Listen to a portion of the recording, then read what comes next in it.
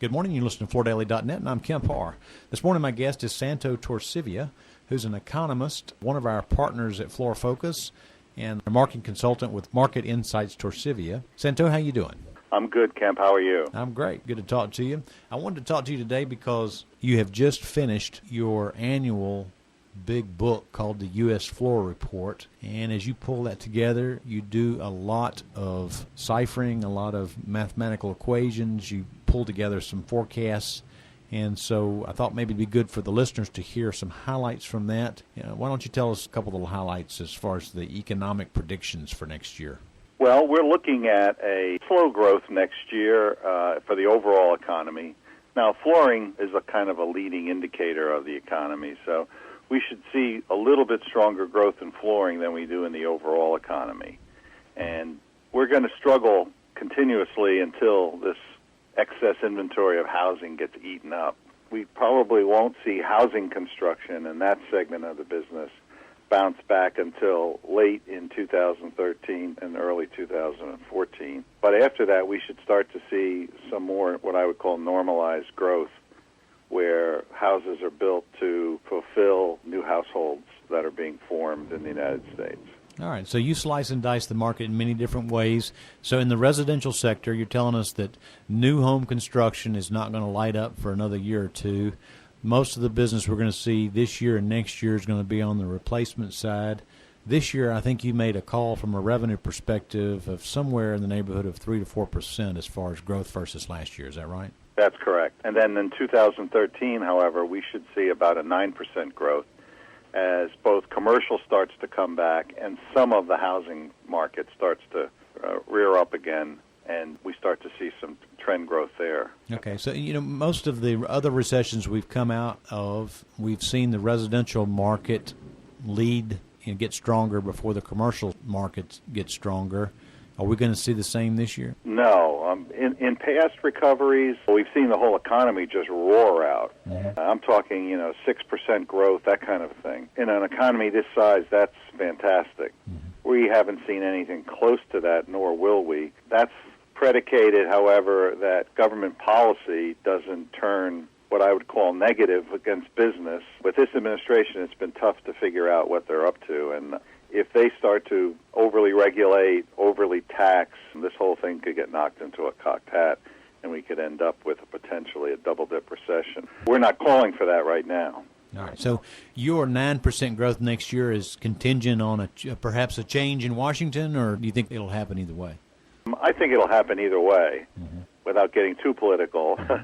I think if a change doesn't happen, we all be forecasting downwards. Okay, I got you. All right, so a couple of other changes with the U.S. FLOOReport. I know you've added more information around the LVT sector within the resilient sector. Talk a minute about that, if you would. Yeah, we did some detailed research into the whole LVT segment, and we've decided that we were understating the size of that market. And so we've now broken out LVT as a separate subsegment within Resilient, and we now forecast. We show historical sales and forecast in detail for LVT. We look at channel sales for LVT, which we didn't do before, and we look at the current major LVT brand sales. We feel we've got a pretty good handle on LVT right now, and we've worked that into our model so that we can predict it in more detail going forward.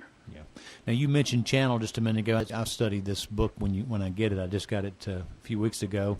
And you do an exhaustive look at the different channels and which ones are growing, which ones are shrinking.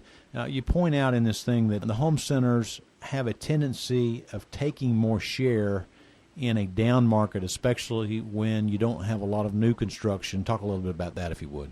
Yeah, what happens is flooring stores do a much stronger percentage of their sales with home builders than obviously the home centers do. You say that's about 20%, don't you? That's correct. Right. On average, about 15 to 20%, depending on the store. But when housing starts go down, like they've gone down recently, flooring stores lose a much bigger percentage of their sales than home centers do. So if you look at last year's sales and in floor covering stores and compare that to home centers, the figures would mislead you into a trend that might be more strongly downward than actually is occurring. When housing starts recover, flooring stores are going to pick that volume up, not the home centers.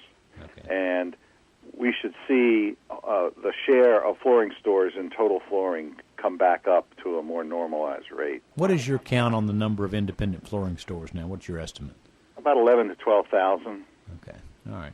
And so you're thinking that as the market starts to recover on the new construction side of housing, their business will start to pick up even better. That's right. And their share of total flooring sales should pick up even better. Another thing that you talk about a little bit is some of these import trends, what's going on there. Let's talk about that if you would. Sure. The fact of the matter is there's only one product category last year whose import sales were down, and that was laminate. Every other category was up, and the industry needs to step up its game if it's serious about reducing the impact of imports in this market. Laminate, obviously, is not the only category that needs to be reduced if they're serious about reducing imports. Okay.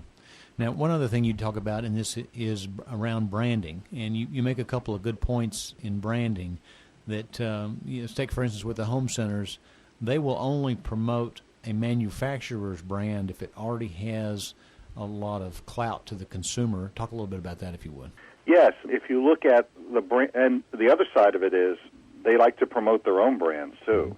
Mm-hmm. Lumber Liquidators brands are the second biggest brands in wood flooring. Mm-hmm. Home Depot has Traffic Master, and they now introduced Hampton Bay. Lowe's has Swift Lock and Style Selections. These are all private label brands.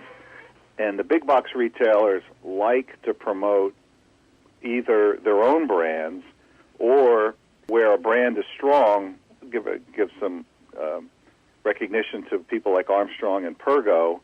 Mm-hmm. They're afraid to go against those brands because they have such significant brand equity with the consumer. If a manufacturer wants to hold his position against these brands and not become simply a private label supplier to the big boxes, they're going to need to continually invest in their brand equity. Mm-hmm. And that's very important because that's the only real leverage they have against the big box stores. Right. But you have the Manningtons of the world who have a strong brand, and they also refuse to sell that brand. So they have some discipline around their channel strategy, don't they? That's right. What happens is once you try to cross over into the big boxes, if you have a major brand like that, they will put a tremendous amount of pressure on you to bring that brand to them. Mm-hmm. So you have to make a conscious effort to either have a brand that you can convince them is of equal weight to the brands you're not selling, or just stay out of them altogether. Right. Okay. Well, just before we run out of time, real quick, I know some people might be interested in taking a look at this US FLOOReport that you put out. How can they access this information? Well, they can either contact me directly or they can contact Floor Focus. Right. In either case, we will take their order and get back to them, answer their questions, whatever. Right. And we'll be more than happy to facilitate them becoming a client of ours. All right, Santo, it's great to talk to you. Again, we've been talking to Santo Torcivia with Market Insights Torcivia, and you've been listening to Kemp Harr and FloorDaily.net.